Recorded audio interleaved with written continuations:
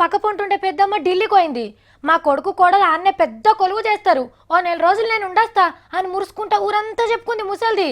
అమ్మో చూస్తే ముసల్దే కానీ సావిత్రి సావిత్రి ఈ ఫోన్లో సెల్ఫీ ఫోటోలు ఎట్లా దిగాలి ఓ పారి నేర్పియవా నేర్పియవా అని డింపుని నేర్చుకుంది. సరైతే సావిత్రి నీకు వచ్చేటప్పుడు అది కొనుకొస్తా ఇది కొనుకొస్తా ఆడ అగ్బక్ దొరుకుతాయి అని చెప్పుకుంటూ పోయింది.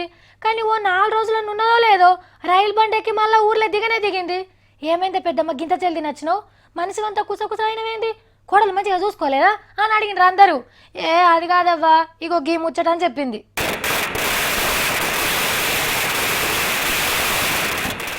అదేందో గన్ని పెండ్లైన పటాకులే సావైన పటాకులే, లీడర్ గెలిచినా ముట్టిచ్చుడే అన్నొచ్చినా కాల్చుడే. 10 తీర్ల పటాకులు కాల్సందే బుద్ధి తీరదు మనోళ్లకు. కానీ ఇదివరసంది ఢిల్లీలో పటాకులు కాలిస్తే పట్టుకపోయి లోపటేస్తారు.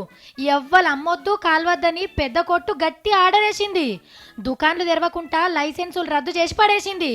మరెందుకు ఇట్లా చేసిండ్రో తెలవాలంటే మొదలు ఈ బొమ్మలు చూడాలి.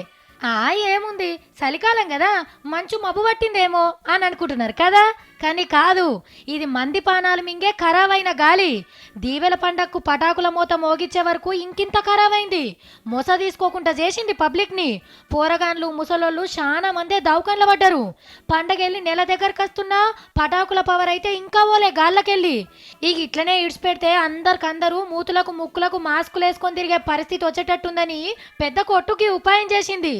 పటాకులు కాల్చుడైతే ఆపేస్తున్నారు కానీ పట్నం చుట్టూన్న కంపెనీల పొగనేం చేస్తారో మరి.